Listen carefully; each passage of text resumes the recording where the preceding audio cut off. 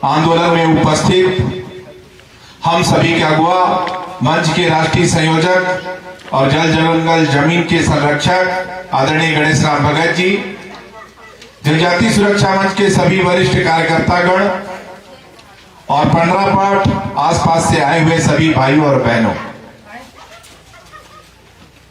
हम पिछले 15 सालों से लगातार आंदोलन कर रहे हैं। हमारे आंदोलन का एकमात्र विषय है कि जशपुर को, जो यहाँ की प्राकृतिक वातावरण है, उसे बचाने के लिए जशपुर को पर्यटन का केंद्र घोषित किया जाए। जशपुर को भारत के नक्शे में ग्रीन बेल्ट घोषित किया जाए, ताकि देश और दुनिया से आने वाले लोग जशपुर को घूमकर यहाँ के लोगों को पर्यटन के नाम पर रोजगार उपलब्ध कराएं और जशपुर न केवल जशपुर के लोगों के लिए बल्कि छत्तीसगढ़ और देश के अन्य हिस्सों के लिए एक ऑक्सीजन का फेफड़ा बनकर के सुरक्षित रह सके।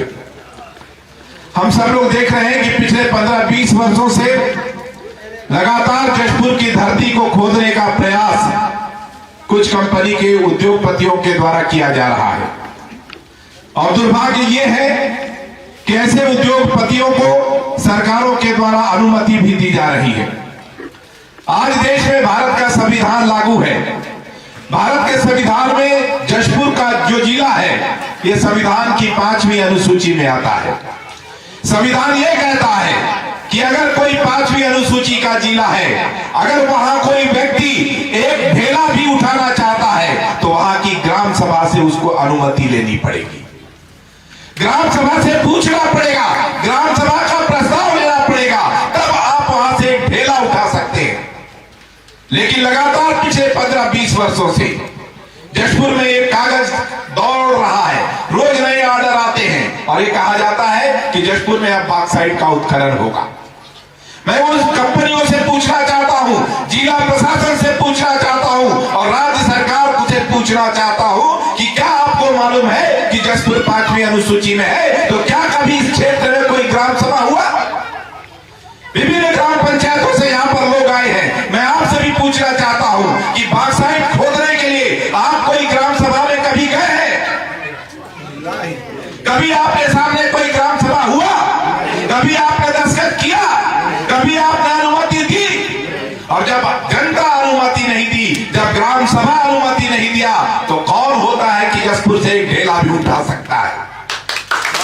हम कोई आपको उकसाने के लिए नहीं आए, हम भारत के संविधान के साथ मिलकर के संविधान की लड़ाई लड़ने वाले लोग हैं। डीलिस्टिंग का आंदोलन यदि हम चलाते हैं तो वो एक संवैधानिक मांग है, और अगर बॉक्साइट उत्खनन को रोकने के लिए अगर हम बोलते हैं तो ये भी एक संवैधानिक विषय है।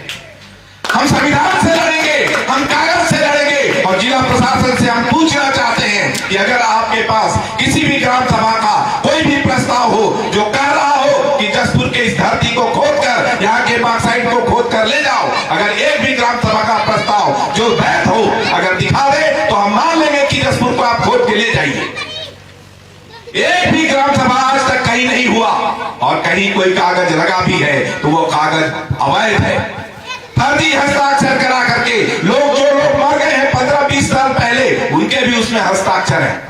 जो गांव छोड़ करके 50 साल पहले आसाम भूटान चला गया है, उसके भी हस्ताक्षर है।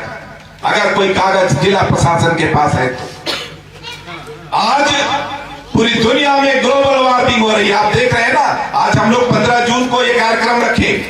15 जून को कार्यक्रम रखने के पीछे का हमारा उद्देश्य था कि 15 जून को मानसून आता है, पानी गिरेगा, मौसम ठंडा होगा और आपको छाया खोजने की जरूरत नहीं पड़ेगी। हम खुले में बैठ करके आपसे चर्चा करेंगे। लेकिन परिस्थिति देखिए कि आज जो मानसून गिर रहा था आसमान से, वो हमारे सिर से गिर रहा है पसीने के रूप में। क्या यही जशपुर है? क्या यही सन्ना है? आपको मैं सन्ना और जशपुर का इतिहास बताने के लिए आया हूं। सन्ना का नाम सन्ना क्यों पड़ा?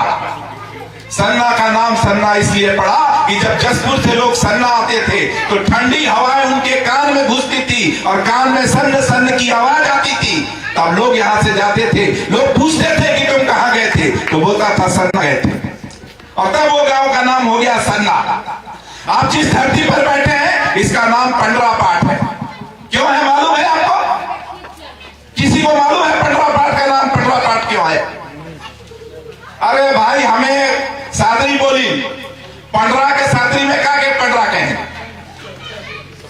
चरका के कहें नहीं, सफेद के कहें नहीं पंडरा, तो पंडरा सफेद काले कहें नहीं के। एक समय ये पूरा पंडरा पाट बर्फ से सफेद रहत रहे, चारों तरफ बर्फ ढाकल रहत रहे, चरका दिखत रहे, तो जे हियात रहे उधर से पूछल जात रहे कि तो कहाँ जा रहे, तो वो कहत रहे कि मैं पंडरा पाट जा रहा हूं। आई जीरे बर्फ गिरत है, पानी कहाँ गेला को मौसम, इकर दोस्त सरकार कर रखे, इकर दोषी हमें हकी, हमार पुरखा मन, हमार पूर्वज मन जे हिसाब से हमें मन के यहाँ बसाई रहे। एक दिन जब हमें घूम फिर के कोई झारखंड से आए, कोई बिहार से आए, आई है नहीं, तो आले तो हमारे घर और अंगना कहाँ रहे, जंगल कर भीतरे रहे, हमें निकलत रही अंगना में कैसन सराई कर पेड़ रहे कि नहीं रहे, हमें उनके कट डाली, धीरे धीरे वो पेड़ हमारा अंगना कर बाहर निकल के बाड़ी में पहुंचला, बाड़ी कर पेड़ के कट देली, वो धीरे धीरे गांव कर चौपाल में पहुंच गया, अखरा तक पहुंच गया, हुआ हो जाए कि हम काट के लान ली, और धीरे धीरे जंगल कहाँ भाई गेला दिखत है, आसपास जंगल कितना दूरी आके 5-5 किलोमीटर दूर जंगल भाई गेला, भागला नहीं भागला, बोनर भागला, बोनर भागला, हमें भगाली, और आज हमें अगर टंगिया कर कंट्रोल नहीं करा तो आज हमें जंगल के भगाई ही कई उद्योगपति मन हमार डंटा मार के हमें भगा भाई, और उधर तैयारी चलत है, लाठी डंडा लेके उमन खड़ा है, और जितना काम रौले मन करत ही उधर से बगरा काम करत है उमन, जंगल कर काटे कर काम तो हमर गाय घर कर भात तरह ढेकले बना था नहीं, उन्हें से जंगल का ट्रक राइट का भर ट्रक लोड हुई के जाते कि नहीं जाते। कूप कटाई में पूरा देश में सुप्रीम कोर्ट अनुमति न के दे, ये कही है कि बड़े बड़े जंगलों का पेड़ का कटाई, कूप कटाई बंद किया जाए, क्योंकि अब देश में गर्मी बढ़ रही है, मौसम गड़बड़ा रहा है, इसलिए कूप का कुटाई नहीं होगा। पंडरा पाट से ट्रक जंगल का लकड़ी पार हो रहा है कि नहीं हो रहा है। अरे भाई तुम अगर ईमानदारी से काट रहे हो, वन विभाग काट रहा है और अनुमति से काट रहा है, तो रात के अंधेरे में 1 बजे रात को तुमको ट्रक में लेके जसपुर जाने का क्या जरूरत है? अगर तुम्हारा साफ है तो तुम दिन में लकड़ी लेकर के क्यों नहीं जाते हो? मालूम है उसको कि ये काम गलत है, जनता इसको रोकेगी, जनता जब सोती है तो ट्रक भर करके लकड़ी जसपुर के डिपो में पहुंचता है। तो हम कब तक सोते रहेंगे? जो सोने वाले हैं वो सोए, जनजाति सुरक्षा मंच सोए हुए को जगाने का काम करता है। हम आपको जगाने के लिए आए हैं, सिर्फ आपको नहीं, देश के 10 करोड़ आदिवासी समाज को जनजाति सुरक्षा मंच जसपुर से जगा रहा है। और आज हम आपसे कहने के लिए आए हैं कि आज की स्थिति में यदि हम बॉक्साइट उत्खनन को रोकने के लिए आगे नहीं आएंगे तो आने वाले समय में हमको अपना बोरिया बिस्तर बांध करके नीचे जसपुर से बढ़ करके रायगढ़ और बंबई दिल्ली की तरफ जाना पड़ेगा। अभी चंद्रदेव जी कहे ना सामने चले जाइए, आपका पीछे में है कि नहीं है सामने? बॉक्साइट खुदाया ना, वहां घास भी नहीं उगता है, वहां का किसान को कुछ नहीं मिलता।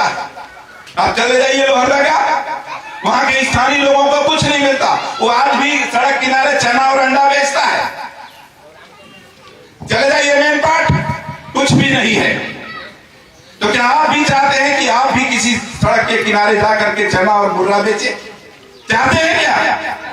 आप जमीन के जमींदार हैं। और जसपुर जिला में फिर से ये कहता हूं, ये 5वीं अनुसूची इसलिए है क्योंकि यहाँ अत्यंत पिछड़ी जनजाति पहाड़ी कोरवा लोग रहते हैं, यहाँ बिरहोर रहते हैं। बहुत गर्व से लोग बोलते हैं कि पहाड़ी कोरवा और बिरहोर तो राष्ट्रपति के दत्तक पुत्र हैं, कहते हैं ना। तो कोई अपने पुत्र का पैर काटने का काम करता है क्या? आज इस मंच के माध्यम से मैं देश की महामहिम राष्ट्रपति जो स्वयं आदिवासी समाज की हैं, उनसे भी कहना चाहता हूं कि आइए, सिर्फ पुत्र घोषित कर देने से नहीं होगा। आज भी आपका पुत्र नंगा पूछा घूम रहा है जंगल और पहाड़ों में।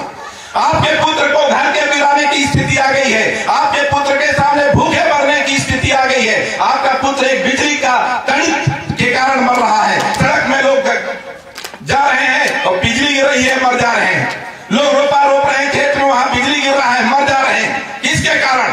सरकारी उपेक्षा के कारण। सरकार आपकी चिंता नहीं करने को तैयार है, आपके जान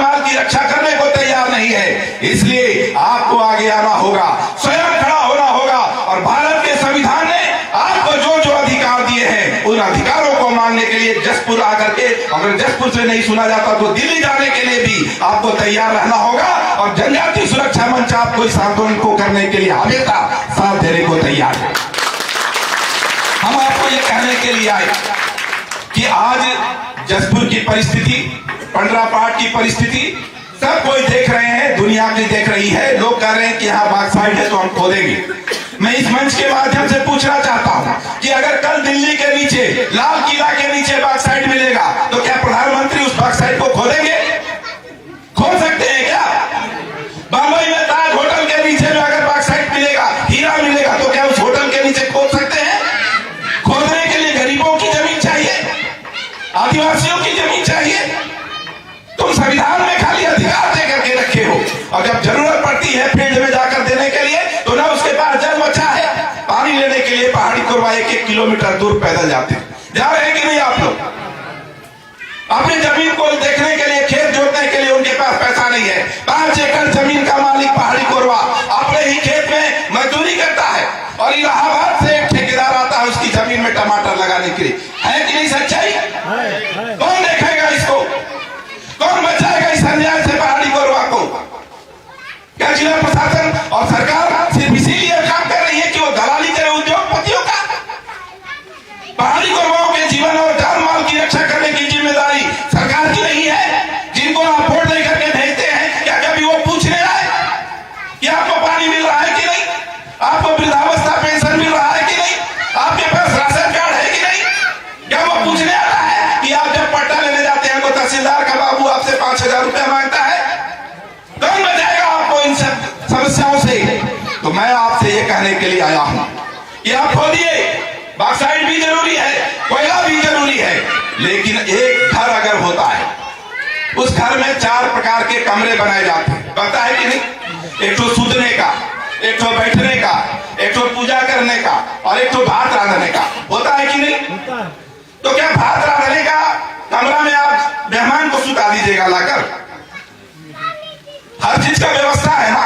तो जहां पेड़ नहीं है, जहां जंगल नहीं है, जहां का वातावरण ठीक नहीं है, वहां जाइए बॉक्साइट खोदिए।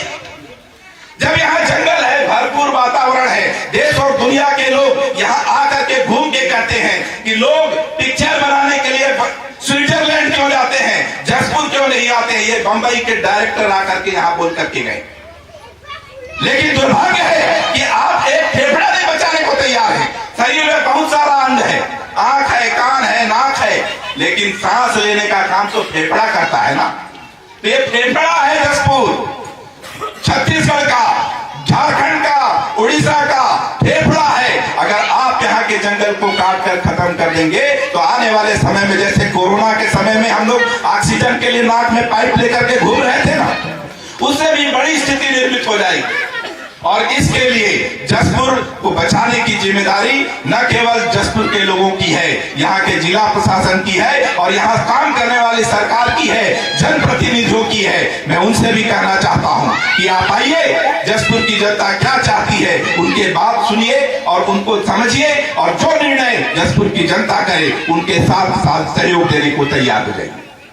आज जसपुर के लोग गली गली घूम करके आते हैं। आप जसपुर में शहर में जाइए तो कोई स्विट्जरलैंड से घूम के आया है गर्मी के दिन में, लेकिन उससे पूछिए कि धनगरी देखे हो तो नहीं देखा। लाखों रुपया लगा करके स्विट्जरलैंड घूमने जाएगा, लेकिन बगल में धनगरी का सबसे बड़ा जलप्रपात है, पानी 12 महीना गिरता है, उसको देखने नहीं आया। तो आज जरूरत है हमको अपने शक्ति को बताने की, हमको अपने पर्यावरण को बचाने की। हम सिर्फ ये लड़ाई अपने लिए नहीं लड़ रहे, हमने कष्ट झेला। आज हम 42 डिग्री के तापमान को झेल रहे हैं। हम नहीं चाहते कि हमारी आने वाली पीढ़ी भी इस तापमान को झेले। आने वाली पीढ़ी को भी शुद्ध वायु मिले, शुद्ध ऑक्सीजन मिले, अच्छा भोजन मिले, इसके लिए हम सब लोगों को संघर्ष करने की जरूरत है। आज लगातार हम लोग देख रहे हैं कि जंगल जलाए जा रहे हैं। बड़े बड़े पत्रकार, बड़े बड़े नेता, अगर उनसे पूछिए कि जंगल जल रहा है, कौन जला रहा है, तो बोलते हैं आदिवासी लोग जलाते हैं पुटू खुखड़ी के लिए। मैं आज उन लोगों से पूछना चाहता हूं जो बोलते हैं कि पुटू और खुखड़ी के लिए आदिवासी जंगल जलाता है, गलत है। आदिवासी जंगल नहीं जलाता। आदिवासी को जंगल को भगवान मानता है, देवता मानता है। अपने देवता को कोई आग लगाएगा? जंगल जला रहा है वही बॉक्साइट वाला उद्योगपति। आपको शायद मालूम नहीं होगा, गांव गांव में उनके दलाल घूमते हैं और उनको माचिस देते हैं और पैसा देते हैं, बोलते हैं कि तुम अपना गांव में मत जलाना, यहाँ तुम पकड़ा जाओगे, 5 किलोमीटर दूर दूसरा गांव में जाओ, माचिस मार के आ जाना, ये लो 500 रुपया पकड़ो। कर रहा है कि नहीं कर रहा है?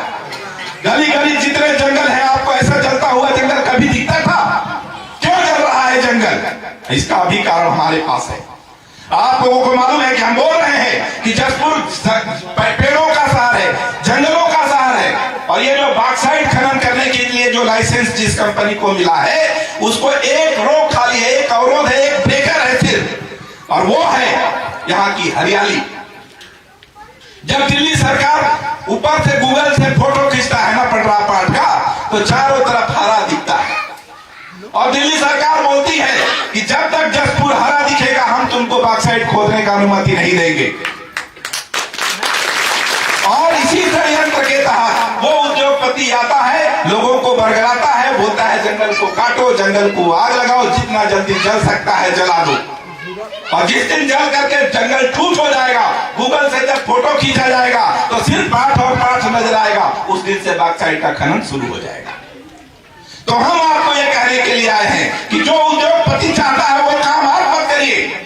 आप देखिए कि आपके जंगलों को बचाने के लिए कितनी जरूरत है, आपको लकड़ी की कितनी जरूरत है। अगर जरूरत नहीं है तो लकड़ी को मत काटिए, जंगल को मत काटिए।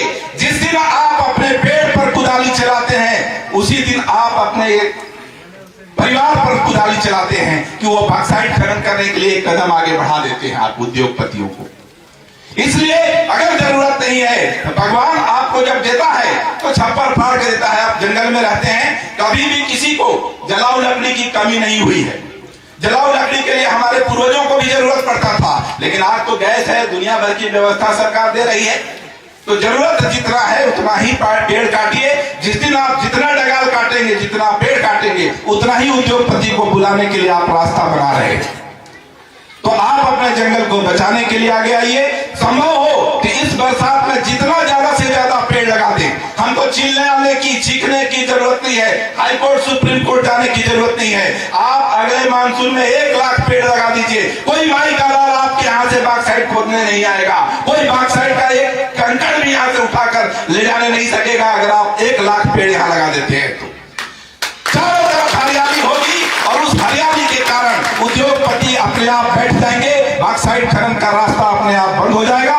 यही कहने के लिए हम आपको आए थे, और आप जितना भी हम कह रहे हैं इस बात को स्वयं विचार करिए। ये नहीं कि हम भाषण दिए और आप सुने और घर चले जाइए। अपना विचार करिए, आपको अच्छा लगता है तो हमारे साथ आइए। ये तो हम आज बैठक के रूप में यहाँ पर आपको बताने के लिए आए थे। आने वाले समय में बगीचा में एक बड़ा आंदोलन हम करेंगे, और वो आंदोलन की आवाज दिल्ली तक जाएगी, और जरूरत पड़ेगा तो हम सुप्रीम कोर्ट जाएंगे। हमने सुप्रीम कोर्ट को भी चिट्ठी लिखा है, और हो सकता है सुप्रीम कोर्ट संज्ञान ले और बॉक्साइट उत्खनन पर रोक लगा दे, लेकिन हमको अपना प्रयास जारी रखना होगा। इसी तरह से आप जनजातीय सुरक्षा मंच के इस आंदोलन को समर्थन करते रहें। आप सब लोग आए, आप सभी को मैं धन्यवाद देता हूं। बोले भारत माता की।